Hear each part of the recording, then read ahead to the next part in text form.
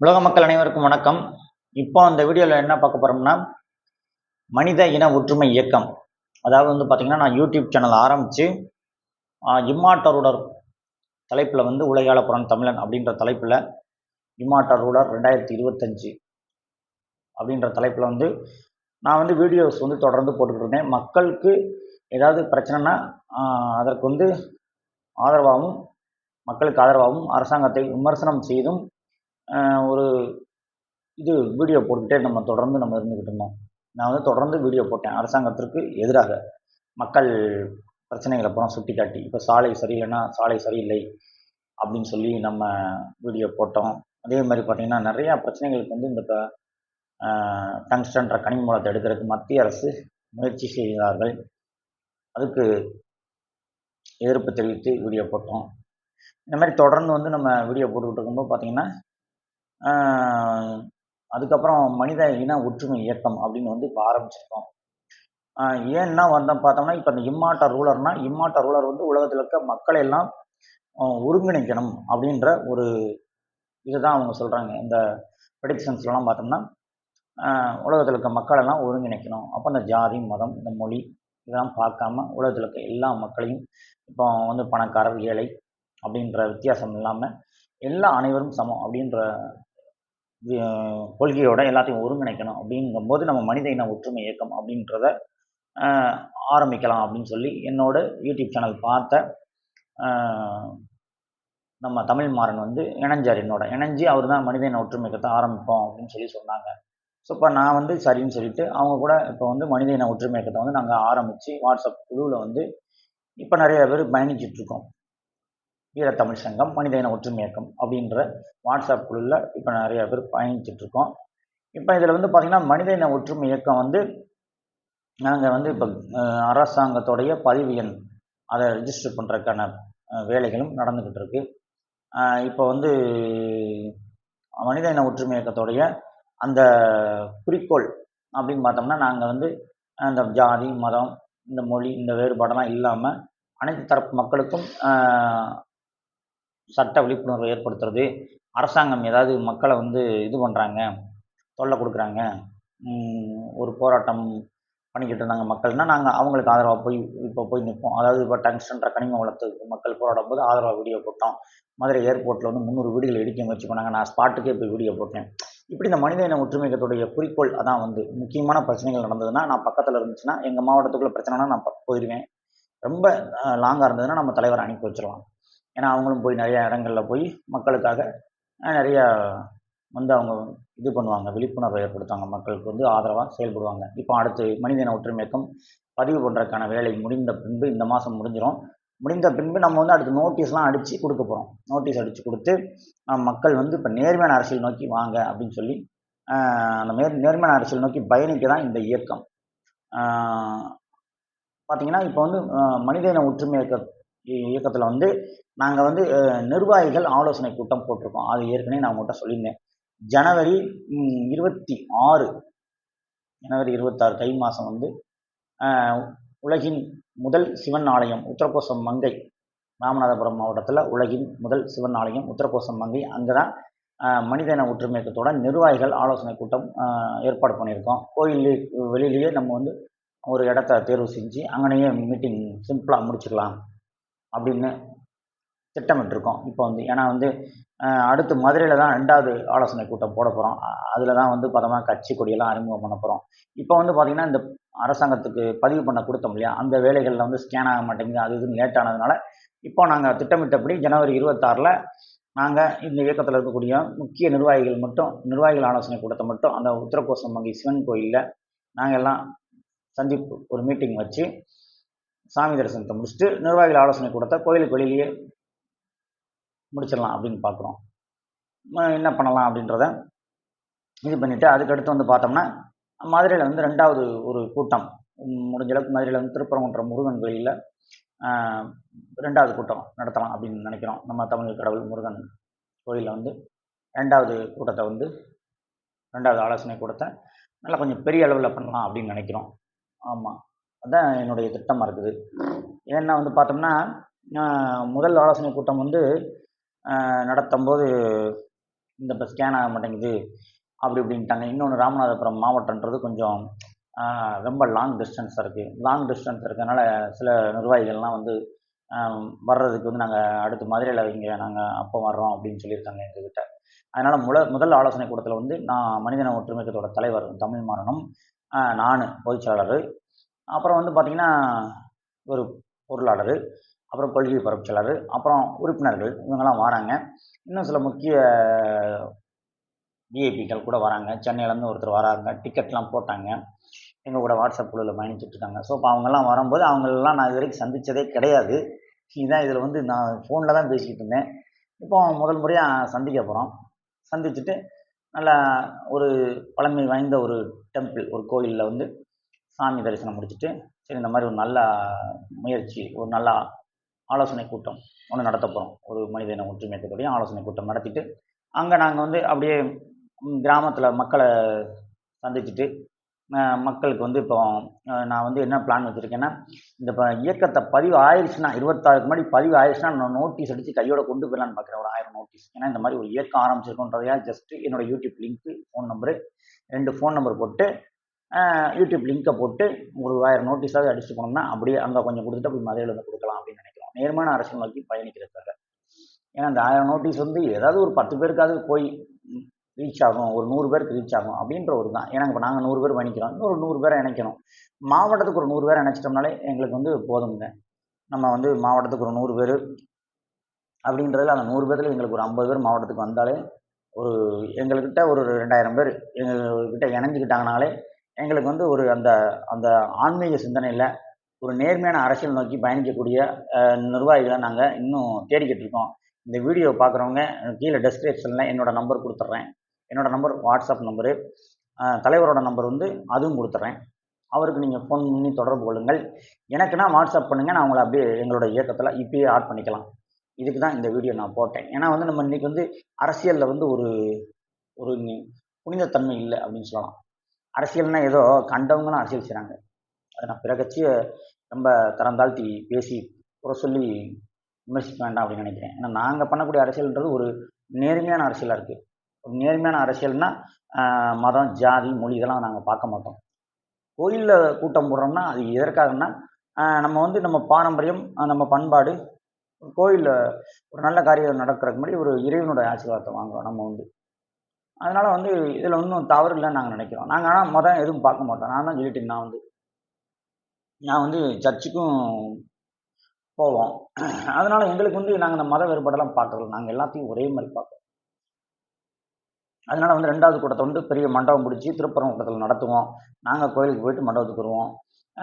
வேற்று மதத்தவர் சில பேர் வர்றாங்கன்னா அவங்க வந்து மண்டபத்திலே உட்காந்துக்கலாம். 2வது கூட்டத்தை வந்து மதுரையில் பெரிய அளவில் நடத்தலாம் அப்படின்னு நினைக்கிறோம். அப்போ வந்து ஃப்ளக்ஸ் எல்லாம் வச்சு நோட்டீஸ்லாம் கொடுத்து உறுப்பினர்களை சேர்க்கறதுக்கான ஒரு இதெல்லாம் போட்டு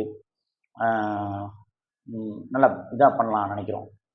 சிறப்பாக 2வது கூட்டத்தை. முதல் கூட்டம் வந்து நிர்வாகிகள் ஆலோசனை கூட்டம். அவ்வளோதான். நாங்கள் எங்களுக்குள்ளே பேசி என்ன பண்ணலாம் அப்படின்றத இப்போ வந்து அடுத்து வந்து நோட்டீஸ்லாம் அடிக்கணும். இந்த இப்போ இயக்கம் பதிவாச்சுன்னா நானே நோட்டீஸ் அடிச்சிடுவேன். அது ஒரு பிரச்சனை கிடையாது நோட்டீஸ் அடிக்கிறதோ. ஆனால் போஸ்டர் அடிக்கிறது இதெல்லாம் வேஸ்ட்டு. நோட்டீஸ் அடித்து நேரடியாக மக்கள் கையில் கொடுத்து மக்கள்கிட்ட நாங்கள் என்ன கொள்கை வச்சுருக்கோம், அதாவது ஊழல் இருக்கக்கூடாது, லஞ்சம் இருக்கக்கூடாது, எல்லாருக்கும் இலவசமாக கல்வி கொடுக்கணும், எல்லாருக்கும் இலவச மருத்துவம் கொடுக்கணும். மருத்துவன்றது ஏமாற்று வேலையாக இருக்கக்கூடாது. அதுதான் நாங்கள் சொல்லுவோம். மருத்துவன்றது ஒருத்தருக்கு நோய் இருந்தால் ட்ரீட்மெண்ட் கொடு. நீ நோயே இல்லாத நான் படுக்க வச்சு நீ காசை பிடுங்கிறது. ஒருத்தருக்கு வந்து ஆப்ரேஷன் பண்ணணும்னா பண்ணணும், இல்லை அவங்களுக்கு சரி பண்ண முடியும் அப்படின்னா அவங்களுக்கு அந்த சரியான மருத்துவ முறை மூலிமா அவங்களுக்கு சரி செய்யணும். இதற்கெடுத்தாலும் ஆப்ரேஷன் செய்து மனிதர்களை துன்புறுத்தக்கூடிய இடமா தான் மருத்துவமனை இருக்குது. ஆனால் நீங்கள் சித்தா மருத்துவத்தை எடுத்துக்கங்க, அலோபதி மருத்துவத்தை எடுத்துக்கங்க, இயற்கை மருத்துவம், சித்தர்கள் கண்டுபிடித்த அந்த மூலிகை மருத்துவத்தில் வந்து நீங்கள் வந்து ஈஸியாக உங்களுடைய நோய்களை குணப்படுத்தி செல்லலாம். கொஞ்சம் காலதாமதமானாலும். ஆனாலும் ஆங்கில மருத்துவத்தில் ஒன்றா கையை எடுக்கிறது, காலை எடுக்கிறது, இதுதான் தெரியுது.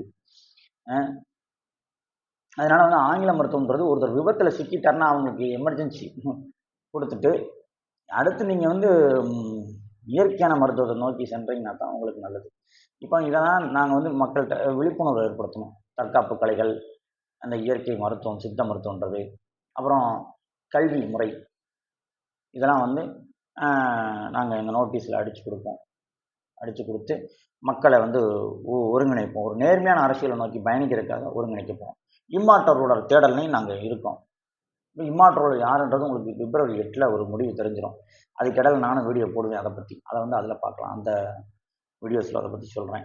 அதனால் வந்து பார்த்திங்கன்னா, இந்த மனித இன ஒற்றுமை இயக்கம் அப்படின்னு ஆரம்பிச்சிருக்கோம்னா, இது வந்து மக்களுக்கு வந்து நாங்கள் வந்து மக்களை ஒருங்கிணைக்கிறதுக்காக எங்களால் உருவாக்கப்பட்ட ஒரு நல்ல இயக்கம். இதை வந்து நீங்கள் என்ன நினைச்சிக்கங்க. நீங்கள் ஒரு அரசியல் கட்சியில் போய் நினைச்சிங்கன்னா, அங்கே தலைவன் என்ன சொல்கிறானோ அதைத்தான் நீங்கள் கேட்கணும். இங்கே அப்படி இல்லை. நாங்கள் நோட்டீஸ் அடித்து சாதாரணமாக கொண்டு போய் ஒரு வீடுகளில் கொண்டு போய் கொடுப்போம். மாநாடு கோடிக்கணக்கில் போட்டு மாநாடு ஆரம்பித்து தலைவன் வந்து கத்திட்டு போவார். ஏதோ இலுமினாட்டி சொல்கிறத வந்து கத்திட்டு போவார். 45 நிமிஷம் கத்திட்டு போவார். அதுக்கப்புறம் பார்த்தீங்கன்னா, தலைவன் என்ன சொல்கிறானோ அதைத்தான் அவங்க கேட்டாகணும். அப்போ வந்து இப்போ உதாரணத்துக்கு ஒரு ஆளுங்கட்சி எடுத்துக்குவோம். அவங்க வந்து என்ன செய்வாங்க, தலைவன் என்ன சொல்கிறோ அதைத்தான் கேட்பாங்க. அப்போ எப்படி அங்கே நேர்மையான அரசியல் வரும்? ரோடு போடுவேன்னு சொல்லுவாங்க. ரோடு போட்ட மாதிரி பில் எழுதி காசை எடுத்துக்குவாங்க. இதுதான் அரசியலா? சொல்லுங்கள். பள்ளிக்கூடத்தில் வந்து ஒரு சரியான அடிப்படை வசதி கூட இல்லாமல் இருக்கும். பெஞ்சஸ் சரியில்லாமல் இருக்கும். ஸ்கூல் டீச்சர் பற்றாக்குறையாக இருக்கும். மாணவர்களுக்கு வந்து நிறையா குறைகள் இருக்கும். இதெல்லாம் வந்து இப்போ கொஞ்சம் கொஞ்சமாக சரி செஞ்சுக்கிட்டு தான் இருக்காங்க. நான் அரசாங்க பள்ளிக்கூடத்தை வந்து ரொம்ப கடுமையாக குறை சொல்கிறேன் அப்படின்னு நினைக்க வேண்டாம். இதெல்லாம் முற்றிலுமாக மாற்றி அமைத்து ஒரு சிறப்பான ஆட்சியை கொடுக்கணும்னா அது இறை ஆட்சி, சித்தர்கள் ஆட்சி. அதை கொண்டுறணும்.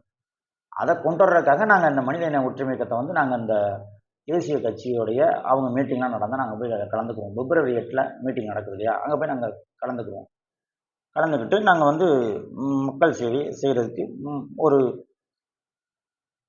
இதாக எங்களுக்கு பயன்படுது. இந்த மனித இன ஒற்றுமை இயக்கத்தின் மூலிமா மக்கள் சேவை நாங்கள் பண்ணிக்கிட்டு இருக்கோம். அதனால் மக்கள் வந்து ஆர்வமுள்ள இளைஞர்கள் அரசியல் செய்யணும் அப்படின்னு நினச்சிங்கன்னா, ஆர்வமுள்ள இளைஞர்கள் நல்லவங்க மட்டும் வாங்க. நான் எல்லாத்தையும் வந்து கட்டாயப்படுத்தி நாங்கள் கூப்பிடலை. நல்லவங்க ஒரு இறைப்பணி, ஒரு இறை சேவை செய்யணும், ஒரு சித்தர்கள் ஆட்சியை அமைக்கணும், ஒரு நேர்மையான அரசியல் நோக்கி போகணும்னு நினைக்கிறவங்க எங்கள் வீடியோ பார்த்துட்டு நான் கொடுக்குற நம்பரில் நீங்கள் வாட்ஸ்அப் பண்ணிவிட்டு எங்கள் இயக்கத்தில் சேர்ந்துக்குங்க. இதுதான். ஏன்னா இன்றைக்கி உலகம் முழுக்க வந்து பார்த்தீங்கன்னா, ஒரு பக்கம் அமெரிக்காவில் வந்து இது நடந்துக்கிட்டு இருக்குது, காட்டுத்தீ போய்கிட்டு இருக்கு. இன்னொரு பக்கம் நிறைய நாடுகளில் நம்ம பார்க்குறோம் இயற்கை சீற்றங்கள், கடவுளின் கோபம் பூமி மீது சில நாடுகள் மீது இறங்கிருக்கு. அமெரிக்கா மேலே, அப்புறம் நம்ம மழை கூட அதிகமாக பெஞ்சிருக்கு சவுதி அரேபியாவில். ஏன்னா அமெரிக்காவும் சவுதி அரேபியாவும் வேடிக்கை பார்த்துச்சு. காசா மக்கள் துன்பத்தில் இருக்கும்போது, காசா மக்கள் மரணத்தில் சிக்கியிருக்காங்க போரில். அமெரிக்கா நினைச்சாலும் சவுதி அரேபியா நினைச்சாலும் போரை தடுத்துருக்கலாம். ஆனால் வேடிக்கை பார்த்ததுக்காக இப்போ அந்த 2 நாட்டின் மீது இயற்கை சீற்றம், ஒரு பக்கம் தீயரிது, இன்னொரு பக்கம் மழை. ஸோ இப்போ இந்த மாதிரி நம்ம கண்ணு முன்னாடி என்ன அநியாயம் நடக்குதோ அதை தைரியமாக வெளியில் சொல்லணும். இப்போ செய்கிறாங்க, ஊழல் பண்ணுறாங்க. நாங்கள் அது சொல்கிறோம். எங்களுக்கு என்ன பயமா? அந்த மதுரை மாவட்டத்தில் தான் இருக்கார் பத்திரப்பதிவுத்துறை அமைச்சர். அவர் என்ன பண்ணுறாருன்னா, ஒரு ஏக்கர் நீங்கள் போய் ரிஜிஸ்டர் பண்ண சொன்னீங்கன்னா, எடுத்து வை 2 லட்சத்தை, அப்போ தான் உனக்கு நான் பதிஞ்சு கொடுப்பேன் அப்படின்னு சொல்லி அங்கே அதிகாரிகளுக்கு உத்தரவு கொடுத்துருக்காரு. அந்த அதிகாரிகள் பாதியை கொள்ளையடிக்கிறாங்க, அமைச்சர்கள் கொள்ளையடிக்கிறாங்க. இது சிஎம் வரைக்கும் பங்கு போகுது. இது எல்லாருக்குமே தெரிஞ்சது தானே. இப்போ ஊழல் ஆட்சி தானே நடந்துகிட்டு இருக்கு. இது அகற்றணும் இல்லையா? கேட்டால் இல்லைன்பாங்க. நடந்துக்கிட்டு இருக்கு. எல்லாத்துக்கும் இங்கே வந்து ரியல் எஸ்டேட் வந்து இன்றைக்கி வந்து ஒரு சென்ட் இடம் வந்து இன்றைக்கி என்ன ரேட் ஏறிடுன்னு பாருங்கள். சென்ட் இடம் இப்போ நான் இருக்கிற இடத்துல ஒரு சென்ட் இடம் 10 லட்சம்ன்றாங்க, 8 லட்சம்ன்றாங்க. டவுனுக்குள்ளே மதுரையில். அவுட்டரில் போய் வாங்கினா 2 லட்சம்ன்றாங்க. ஏன் இங்கேயே நம்ம வந்து கொஞ்சம் தள்ளி 2 லட்சத்துக்கு கொடுக்கூடாதா? இப்போல்லாம் பார்த்தீங்கன்னா கொஞ்சம் உள்ளே தள்ளி போனாலே 5 லட்சம்ன்றாங்க ஒரு இடம், ஒரு சென்ட் இடம். இது ரிஜிஸ்டர் பண்ணுறதுக்கு செலவு பண்ண வேண்டியிருக்கு. இது கட்டுமான பொருட்கள் மேலே கூடி இருக்குது. சாதாரண மனிதன் வந்து ஒரு வீடு கட்ட முடியாத சூழ்நிலை இருக்குது. ரியல் எஸ்டேட்லாம் வந்து பார்த்தோன்னா இன்றைக்கி ரேட்லாம் ஏறி இருக்குது. இதுக்கெல்லாம் காரணம் வந்து ஆட்சியாளர்கள் சரியில்லை. ஆட்சியாளர்கள் வந்து நிறையா இது பண்ணி வச்சுட்டாங்க. ரேட்டெல்லாம் வந்து ஏற்றி வச்சுட்டாங்க. இதெல்லாம் சரி செய்யணும். எல்லா மக்களும் சமமாக சரிசமமாக சந்தோஷமாக நிம்மதியாக வாழணும்னா ஒரு இறையாட்சி, சித்தர் ஆட்சி பூமியில் வரணும். அதுதான் எங்கள் கொள்கை. அதை நோக்கி தான் இந்த மனித இன ஒற்றுமை இயக்கமும் பயணிக்க போகிறோம். நாங்கள் இம்மாற்றரோடு வருவார், வர வேண்டிய நேரத்தில் வருவார். நான் தான் இம்மாற்றரோடுன்னு சொல்லி இது வரைக்கும் கிட்டத்தட்ட ஒரு என் காதுக்கு கேட்கவே, என் கண்ணுக்கு படவே ஒரு 300 பேர் சொல்லியிருப்பாங்க. யாரும் வந்தது மாதிரி தெரியல. அது பிப்ரவரி 8 ஒரு மீட்டிங் வச்சுட்டாங்கன்னா அவங்க என்ன சொல்கிறாங்கன்றதை நம்ம முதல்ல பார்த்துட்டு அதுக்கப்புறம் தான் முடிவு எடுக்கணும். அவங்க கூட நான் பயணிக்கிறேன். ஏன்னா அவங்க அமைக்க போகிற ஆட்சி இறையாட்சி தான், சித்தர்கள் ஆட்சி தான். அதுக்கு நாங்கள் உறுதுணையாக இருப்போம் கண்டிப்பாக. எங்களோட பயணிக்க விரும்புகிறவங்க நான் நம்பரை கொடுத்துட்றேன், இணைஞ்சிக்கங்க. அடுத்து இன்னொரு வீடியோவில் சந்திப்போம். இந்த மனித இன ஒற்றுமை இயக்கம் இறைவனுடைய திட்டத்தின்படி, சிவனோட திட்டத்தின்படி ஆரம்பிக்கப்பட்டது இந்த இயக்கமானது. இந்த இயக்கம் நாளடைவில் பெரிய வளர்ச்சி அடையும். அதனால் இதில் இப்போவுமே எல்லாரும் இணைஞ்சிக்கங்கன்னு சொல்லி உங்களை கேட்டுக்கிறேன். இந்த இயக்கம் ஒரு நேர்மையான இயக்கம். மற்ற இயக்கத்தை போல கிடையாது. மற்ற இயக்கங்கள் மீது எல்லாமே ஊழல் கரைப்படைஞ்சிருக்கு. இந்த இயக்கம் இப்போ தான் ரெஜிஸ்டர் ஆகிட்டு இருக்கு. கோயிலில் புனிதமான இடத்துல ஆரம்பிக்கப்படுற இயக்கம். மனிதன ஒற்றுமை இயக்கம் கண்டிப்பாக ஒரு காலத்தில் பெரிய அளவில் வளர்ச்சி அடையும். இந்த அரசியல் கட்சிகள், ஊழல் கட்சிகள்லாம் விரட்டி அடிக்கக்கூடிய இயக்கமாக தான் இந்த இயக்கம் இருக்கும். ஏன்னா இன்றைக்கி நீங்கள் நினைக்கலாம், ஏன்ப்பா நீ ஒரு 50 பேர் 100 பேர் வச்சுக்கிட்டு இவ்வளோ பேசுகிறீங்கன்னு சொல்லலாம். பெரிய பெரிய சாம்ராஜ்யம்லாம் சரிஞ்சதை நீங்கள் பார்த்துருக்கீங்க. நான் ஒன்றும் சொல்ல தேவையில்லை, படித்தவங்களுக்கு தெரியும், வரலாறு படித்தவங்களுக்கு. பெரிய பெரிய சாம்ராஜ்யங்கள்லாம் வீழ்ச்சி அடைஞ்சிருக்கு. ஆனால் சின்னதாக இருந்ததெல்லாம் பெரிய அளவில் ஆட்சியை பிடிச்சிட்டாங்க. அதனால் நாங்கள் ஒரு இயக்கம் ஆரம்பிச்சிருக்கோன்னா மக்களுக்கு சேவை செய்கிறதுக்காக ஒரு அரசியல் தளமாக இது பண்ணிக்கிறோம். ஏன்னா ஒரு கட்டமைப்பு வேணும். நாளைக்கு ஒரு வேளை இம்மாற்றோட வந்தாலும் ஒரு கட்டமைப்பு தேவைன்றாங்க. அதற்கான கட்டமைப்பை நாங்கள் இந்த இயக்கத்தை வச்சுருக்கோம். அப்போ அவங்களும் வந்திருக்காங்க வேற ஒருத்தவங்க இப்போ பிப்ரவரி 8. அப்போ அவங்க கூட நாங்கள் இணைஞ்சிக்குவோம். இணைஞ்சிக்கிறதுனா ஒரு ஒருமித்த கருத்து இருக்கிறதுனால இணைஞ்சிக்குவோம். ஆனால் 2 இயக்கம் தனித்தனியாக கூட இருக்கும். அந்த மாதிரி பாதை நோக்கி தான் நாங்கள் பயணிச்சுட்ருக்கோம். அதனால் மக்கள் பார்த்துட்டு எங்கள் இயக்கத்தில் சேரணும் விருப்பம் இருக்கவங்க சேருங்க. இது ஒரு இறை திட்டத்தின்படி எல்லாம் போயிட்டுருக்கு. இறை திட்டத்தின்படி தான் நாங்கள் பயணிச்சுட்ருக்கோம். இறை திட்டத்தின்படி பயணிக்கிறவங்களுக்கு கண்டிப்பாக வெற்றி உண்டு. நிறைய பெரிய பெரிய அரசியல் கட்சிங்க என்ன பண்ணுறாங்கன்னு நீங்களே பார்க்குறீங்க. என்ன பண்ணுறாங்க? அவங்க ஆட்சிக்கிறாங்க, பதவியை அடைஞ்சிக்கிட்டு மக்களுக்கு நல்லது செய்யாமல் ஏமாத்துறாங்க, ஊழல் செய்கிறாங்க, கொள்ளையடிக்கிறாங்க, இளம் நாட்டிகளுக்கு அடிபணிஞ்சு போகிறாங்க. இளம் நாட்டிகள்ன்றது நிழல் உலக தாதாக்கள், கார்ப்பரேட் முதலாளிகளுக்கு சேவை செய்யக்கூடிய கட்சிகளாக தான் இருக்குது எல்லா கட்சியுமே. திமுக, காங்கிரஸ், பாஜக, அதிமுக எல்லாமே இந்த கார்ப்பரேட் முதலாளிகளுக்கு சேவை செய்யக்கூடிய ஒரு கட்சிகளாக தான் நீங்கள் இருக்கீங்க. நேரடியாக குற்றம் சாட்டுறேன். எல்லாருமே நீட் எக்ஸாம் அகாடமி அப்படின்னு வச்சுருக்காங்க. ஏன் திமுக நாங்கள் வந்தால் நீட்டை கொண்டு வருவோம் அப்படின்னு. இன்றைக்கி நீட்டு அகாடமி எத்தனை அகாடமி இருக்குது. ஒரு காலத்தில் டாக்டருக்கு படிக்கணும்னு நினச்சவங்க நீட்டு இல்லாமலே படித்து அவங்க நல்லபடியாக மருத்துவம் பார்க்கலையா? ஒரு 50 ரூபாய்க்கு ஊசி போட்டுட்டு இருந்தாங்க. இப்போ மினிமம் ஒரு ஹாஸ்பிட்டலில் நீங்கள் நுழையிறாருந்தா நீங்கள் ஒரு 1000 ரூபா வேணும். சின்ன ஹாஸ்பிட்டல்னா 500 ரூபா, பெரிய ஹாஸ்பிட்டல்னா 1000 ரூபா. சின்ன ஹாஸ்பிட்டல் 500, பெரிய ஹாஸ்பிட்டல் 1000 ரூபா வேணும். சாதாரண காய்ச்சலுக்கு 1000 ரூபா சொல்கிறேன். நீங்கள் வேறு ஏதாவது ஒன்று வேணும்னா நீங்கள் உங்கள் நகையை கொண்டு போய் வச்சுட்டு 1 லட்ச ரூபாயை கொண்டுட்டு உள்ளே போகணும் மினிமம். வெளியில் வரும்போது 10 லட்ச ரூபா பில் போடுவான். மருத்துவத்துறையில் இன்னைக்கு இவ்வளவு நடந்திருக்கு. இதற்கெல்லாம் அரசியல்வாதிகள் கட்டி வச்சிருப்பாங்க மருத்துவமனை பினாமியில். இல்லைன்னா அரசியல்வாதிகளுக்கு டொனேஷன் கொடுக்குறாங்க இந்த ஹாஸ்பிட்டல்ஸ் ஓனர். இந்த மாஃபியாவை ஒழிக்கணும்னா பிப்ரவரி 8 நடக்கக்கூடிய மீட்டிங், அதுபோக மனிதனை ஒற்றுமை இயக்கம், நாங்கள் அந்த மருத்துவ மாஃபியா, மெடிக்கல் மாஃபியான்ற அந்த இளம் நாட்டிகளை எதிர்த்து ஒரு மிகப்பெரிய எழுச்சி செய்வோம். மருத்துவத்துறையில் ஏமாத்துறீங்க. கல்வின்றது உங்களுக்கு ஒரு காலத்தில் அரசாங்க பள்ளிக்கூடம் தான் இருந்தது, குருகுல கல்வியாக இருந்தது. கல்வி பாடசாலை, திருப்பரங்குன்றம் முருகன் கோயில் கல்வி பாடசாலை போனால் நீங்கள் படிச்சுட்டு வரலாம், ₹1 கொடுக்க வேண்டாம். சரி, அப்படியே நீ பள்ளிக்கூடம் கட்டினாலும் மாதத்துக்கு ஒரு ₹100 ஃபீஸ் போட்ட சொன்னால் பரவாயில்ல. வருஷத்துக்குன்னா என்னாச்சு? ஒரு 1500 ரூபாயோ 2000 ரூபாயோ கட்டலாம் வருஷத்துக்கு. வருஷத்துக்கு நீங்கள் 60,000 70,000 1 லட்சம் கட்டுறீங்க ஃபீஸ். இதெல்லாம் உங்களுக்கு இப்படி கட்டி படித்து நீங்கள் உங்களுக்கு வேலை கிடைக்க போகிற அந்த நாட்டில் வேலை கொடுக்க போகிறாங்களா? எல்லாம் தனியார் மயமாக மாறிக்கிட்டு இருக்கு. இந்த மத்திய அரசு இன்னைக்கு எதை நீங்கள் வச்சுருக்காங்க? ஒன்றும் இல்லை, எல்லாம் ஜியோ போயிடுச்சு, ரிலையன்ஸுக்கு போயிடுச்சு, எல்லாம் அம்பானி அதானிக்கு போயிடுச்சு. முக்கால்வாசி இங்கே என்ன இருக்குது இந்த இந்தியாவில்? பாதியை கொடுத்துட்டாங்க. ஏர்போர்ட்லாம் பாதி இது அவங்க விலைக்கு வாங்கிட்டாங்க. விமானமே இன்னைக்கு அரசாங்க இதாக இருந்தது பூரா தனியாருக்கு மாற்றி விட்டாங்க, தெரியுங்களா? எல்லாமே மாறிடுச்சு. இனி நீங்கள் படிக்கிறது உங்கள் நாலேஜ் மட்டும் தான் உங்களுக்கு கிடைக்குது. அப்போ நீங்கள் சொந்தமான பிஸ்னஸே பண்ண போகிறீங்க. அடுத்து ஏதோ இல்லைன்னா ஒரு கார்பரேட் கம்பெனி முதலாளிகிட்ட போய் நீங்கள் வேலை பார்க்க போகிறீங்க. இதுக்கு தான் நம்ம படிக்கிறோமா? கோடிக்கணக்கில் லட்சக்கணக்கில் போட்டு செலவு பண்ணி படிச்சுட்டு ஏதோ ஒரு கட்டமைப்பு, இந்த கட்டமைப்பை மாற்றி அமைக்கணும்னா இறையாட்சி தேவை. கண்டிப்பாக இம்மாற்றுலர் தேவை, சித்தராட்சி தேவை. அதான் இறைவனுடைய ஆட்சி. சித்தராட்சி இறையாட்சி ஒன்று தான். மதம், மொழி, ஜாதி மதம், மொழி இதெல்லாம் கடந்து ஒரு நேர்மையான ஆட்சி தான் இறையாட்சி. இது கண்டிப்பாக அந்த பூமியில் மலர்ந்தே ஆக வேண்டும். இந்த கட்டமைப்பை நம்ம மாற்றியே ஆகணும். இது சரியான நேரம். இந்த நேரத்தை நீங்கள் விட்டீங்கன்னா மாற்றவே முடியாது. அடுத்து சரியான நேரம் 2025 தான். இந்த 25லேயே நம்ம கட்டமைப்பை மாற்றுறோம். ஜல்லிக்கட்டு எழுச்சியை கூட ஒரு மிகப்பெரிய எழுச்சி வரதான் போது மக்கள் எல்லாம் இந்த இறையாட்சியின் பின்னாடி பயணிக்கத்தான் போகிறாங்க. தமிழ்நாட்டில் நடப்பது மன்னராட்சியை போல தொடர்ந்து நேற்று கூட வீடியோவில் சொல்லியிருக்கேன். 3 தலைமுறையாக ஒரே ஆள் தான் தமிழ்நாட்டை ஆழ்ந்துக்கிட்டு இருக்காங்க. ஸோ இதெல்லாம் மாற்றி அமைக்க வேண்டும். இந்தியாவை பொறுத்த வரைக்கும் நான் தான் சொல்லிட்டேன், எல்லாம் கார்பரேட் முதலாளிகள் கையில் தான் அவங்க ஆட்டையை கொடுத்து வச்சுருக்காங்க, பாதியை கொடுத்து வச்சுட்டாங்க. அவங்க சொல்கிறபடி தான் இவங்க ஆட்சியை செஞ்சுட்ருக்காங்க. இவங்க எங்கிட்ட நல்லது செய்யப்படுறாங்க. ஜிஎஸ்டி வரியெல்லாம் தாறுமாறாக போடுறாங்க. டோல்கேட்லாம் பார்த்தோம்னா டோல்கேட்டில் வந்து இப்போ வந்து பார்த்தோம்னா டோல்கேட்டில் பொங்கலுக்கு வர்றாங்க.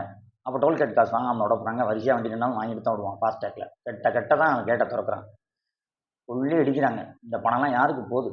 இந்த டோல்கேட்டை பராமரிக்கிறது யார் இருப்பான்னு போய் பாருங்கள். ஒரு கார்பரேட்டு முதலாளி தான் இருப்பார் உள்ள அந்த டோல்கேட்டுக்கெல்லாம். அவங்க தான் டெண்டர் எடுத்திருப்பாங்க. கவர்மெண்ட் வந்து மக்கள்கிட்ட அளவுக்கு அதிகமாக வந்து பணத்தை பிடுங்குறாங்க. மக்களை வந்து கல்விக்கும் சரி மருத்துவத்துக்கும் சரி செலவை பண்ண வச்சு மக்களுடைய காசுகளை பாதி காசு அதில் பிடிங்கிடுறாங்க. பற்றாக்குறைக்கு வருமான வரி சம்பளத்தில் நிறையா பிடிச்சிக்கிறாங்க. ஒரே வரி இருக்கணும். மனுஷன் சம்பளம் வாங்கினா ஒரு 1000 ரூபாய் வரியை கொடுத்துட்டு மீதி காசு செலவு பண்ணணும் நிம்மதியாக. ஒன்றுக்கும் வரி கட்டிக்கிட்டு இருந்தால் மக்கள் எப்படி வாழ்கிறது சொல்லுங்கள். ஸோ இப்போ இன்னொன்று வந்து பார்த்தீங்கன்னா, நான் ரீசெண்டாக நேற்று ஒருத்தரை சந்தித்தேன். அவர் சொன்னார், ஒரு பிராமணர் தான், ஒரு கம்பெனி ஜிஎம் வந்தார். அவரை மீட் பண்ண போய் நேற்று அவர்கிட்ட அப்பாயின்மெண்ட்டு நான் போய் பேசும்போது அவர் சொல்கிறாரு, சீனாவில் ஃப்ரீ எஜுகேஷன் கொடுக்குறான், ஃப்ரீ மெடிக்கல் கொடுக்குறான். சீனாவில் free medical, full and full free medical. அங்கே வந்து அந்த நாட்டோட குடிமக்கள், சீனாவுக்கு குடிமக்கள் வந்து அங்கே போனால் ஒரு ஹாஸ்பிட்டலில் போனால் அந்த கவர்மெண்ட்டே அவங்களுக்கு உண்டான அந்த என்ன சிகிச்சையாக இருந்தாலும் அதுக்கு உண்டான பணத்தை அரசாங்கம் செலுத்தும். எல்லாமே ஃப்ரீ ட்ரீட்மெண்ட், எல்லாம் ஃப்ரீ. கனடாவில் தான் வந்து எஜுகேஷன் ஃப்ரீ. ஏன்னா சீனாவை பொறுத்த வரைக்கும் எனக்கு தெரிஞ்ச தகவல் அவங்க கொடுத்தது ஃப்ரீ ட்ரீட்மெண்ட். ஒரு ஹாஸ்பிட்டலில் போயிட்டீங்கன்னா எந்த பணம் நீங்கள் செலுத்த தேவையில்லை. சீனா வந்து இன்றைக்கி வந்து பார்த்திங்கன்னா வளர்ச்சியில் நம்பர் 1 இருக்குது. உலகத்திலே நம்பர் 1 இருக்குது. இன்றைக்கி அமெரிக்காவை விட இன்றைக்கி சீனா தான் வளர்ச்சி, பொருளாதார வளர்ச்சியில் பெரிய அளவில் இருக்காங்க. காரணம் வந்து அங்கே வந்து ஒரு கம்பெனிக்குள்ளே ஒருத்தர் நுழைஞ்சிட்டாருன்னா அந்த கம்பெனிக்குள்ளே ஒரு 30 நாளுமே உள்ளே இருக்கணும். 30 நாள் கழிச்சு தான் வெளியே அனுப்புகிறாங்களாம். இடையில இந்த சண்டேஸ் லீவு, வீக்லி 2 டேஸ் லீவுனா அவங்கள பார்க்குறக்கு வரலாம். அவங்களுக்கு உள்ளேயே எல்லா வசதியும் கொடுத்துட்றாங்க கம்பெனிக்குள்ளேயே. அவங்களுக்கு தேவையான ஃபுட்டு, அவங்களுக்கு ஃப்ரீ மெடிக்கல், அவங்க ஃபேமிலிக்கு தேவையான எல்லா வசதியும் பண்ணி கொடுக்குறாங்க. ஆனால் அங்கே உற்பத்தி ப்ரொடக்ஷன் ஆகிட்டே இருக்குன்றாங்க. அந்த வளர்ச்சி, இதனால தான் நாடு நல்லா வளர்ச்சி அடைஞ்சிருக்கு. இங்கே நம்ம நாட்டில் கட்டிங்கை போட்டு படுத்துக்கிறது, வேலைக்கு போகிறதில்ல. அதனால தான் பார்த்தோம்னா நாடோட வளர்ச்சி, பொருளாதாரம் எல்லாம் இப்படியே இருக்குது. பின்தங்கிய நிலைமையில் நம்ம இருக்கோம். சீக்கிரம் நம்ம நல்லா ஆட்சி அமைச்சு, ஏன் நம்ம வந்து நான் வளர்ச்சின்னு சொல்கிறது வந்து நீங்கள் ஒரு கால்நடையை கூட வளருங்க. ஒரு மாடு, ஆடு, கோழி இதை வளர்த்து நீங்கள் எக்ஸ்போர்ட் பண்ணாலே போதும் வெளிநாட்டுக்கு. ஆனால் நிறைய சம்பாதிக்கலாம். ஒரு தக்காளியோ, ஒரு உருளைக்கிழங்கோ, ஒரு அரிசியோ நிறைய தமிழ்நாட்டை உற்பத்தி பண்ணுங்கள். கீரைகள் உற்பத்தி பண்ணுங்கள். நமக்கு வேணுன்றதை எடுத்துக்கிட்டு மீதி இது எக்ஸ்போர்ட் பண்ணி விட்டிங்கன்னா கப்பல் வழியாக எவ்வளோ பணம் கிடைக்கும்? நிறைய பணம் சம்பாதிக்கலாம். விவசாயத்துறையிலேயே நம்ம வந்து பெரிய அளவு சம்பாதிக்கலாம். மாடு வளர்த்திங்கன்னா அதுலேருந்து என்ன கிடைக்கும் போது? மில்க் கிடைக்கும். நல்ல ஒரு நாட்டு பசு மாட்டில் மில்க் கிடைக்குது. அது நீங்கள் எக்ஸ்போர்ட் பண்ணிங்கன்னா என்ன கிடைக்கும்? உங்களுக்கு நிறைய பணம் கிடைக்கும்ல. ஒரு லிட்ரு நீங்கள் கொடுக்கலாம், 100 ரூபாய்க்கு கூட கொடுக்கலாம். ஒரிஜினல் கலப்படம் இல்லாத பாலை கொடுத்தீங்கன்னா நீங்கள் 1 லிட்டர் 100 ரூபாய்க்கு கூட கொடுக்கலாம் ஃபாரினுக்கு. நம்ம நாட்டுக்கு போய் அதை எடுத்துக்கிட்டு மீதியை கொடுக்கலாம். ஸோ இப்போ இந்த நல்லா ஒரு ஆட்சி இங்கே அமைஞ்சால் தான் இதெல்லாம் நல்ல ஒரு திட்டங்களெல்லாம் கொண்டு வர முடியும். வெளிநாடுகள்லாம் பார்த்தோம்னா ஊழல் கிடையாது, லஞ்சம் கிடையாது. அதனால தான் இன்றைக்கி சீனா நம்பர் 1 இருக்குன்னு நான் சொல்கிறேன். இந்தியாவை நான் குறைச்சி பேசுகிறேன்னு யாரும் நினைக்க வேண்டாம். இந்தியாவில் வந்து கார்பரேட் முதலாளி நல்லா இருக்கான், ஏழை இன்னும் ஏழையாக தான் இருக்கான். இது ஏன் வீடியோ பார்த்துட்டு யாராவது கமெண்ட் பண்ணுவாங்களே, கட்சிக்காரங்க வந்துடுவீங்க, எப்படி நீ குறை சொல்லலாம்னு? உள்ளதானே சொல்கிறேன், உள்ளதானே சொல்கிறேன் நான். அதாவது இங்கே வந்து ஏழையாக தானே இருக்காங்க. ஏழைக்கு சம்பளம் இன்னும் 12,000 ரூபா, ஏழைக்கு சம்பளம் இன்னும் 20,000 ரூபா. அந்த 20,000 ரூபா வச்சு ஓட்ட முடியல. டவுனுக்குள்ளே வந்து 20,000 ரூபா வாங்குறாங்கன்னா 40,000 ரூபா செலவு இருக்குது. மீதி 20,000 ரூபா கடன் வாங்கி ஓட்டுறதா, இஎம்ஐயில் ஓட்டுறதா வாழ்க்கையை சொல்லுங்கள். சென்னையில் வந்து 40,000 இருந்ததும் ஓட்ட முடியும், ஆனால் 20,000 தான் கொடுக்குறாங்க. மதுரையில் வந்து இப்போ சம்பளம் வந்து கம்மி, 15 ரூபா கொடுக்குறாங்கன்னா, இங்கே 30,000 செலவாகுது, 15,000 வச்சு அப்படி எப்படி மனிதர்கள் வாழ முடியும் சொல்லுங்கள்? ஏழை ஏழையாகவே இருக்கணும், இதை மாற்றவே முடியாதா? இதெல்லாம் மாற்றி அமைக்கணும்னா ஒரு நல்லாட்சி தேவை. அதனால் சிந்திச்சு செயல்பட்டு விழிப்புணர்வாகி அரசியல் கட்சிகளை தூக்கி எறிஞ்சிட்டு சுயேட்சைகளுக்கு கூட ஓட்ட போடுங்க. நான் என் இயக்கத்தில் சேருங்கன்னு உங்களை யாரையும் கட்டாயப்படுத்தலை, சரிங்களா? அதனால் வந்து நீங்கள் என் இயக்கத்தில் சேரணும் விருப்ப இருக்க இளைஞர்கள், நேர்மையான ஆட்கள், ஆன்மீக சிந்தனை கொண்டவர்கள், குடிப்பழக்கம் இல்லாதவங்க மட்டும் சேருங்க அப்படின்னு சொல்லிக்கிறேன். அடுத்த வீடியோவில் சந்திப்போம் மக்களே. நன்றி, வணக்கம். அதனால் சிந்திங்க, சிந்திச்சு செயல்படுங்க. கண்டிப்பாக ஒரு மாற்றம் வரும். இறைவனுடைய திட்டம் இந்த பூமியில் நடக்கும் அப்படின்னு சொல்லி வீடியோ முடிச்சுக்கிறேன். அடுத்த வீடியோ சந்திப்போம் மக்களே. நன்றி.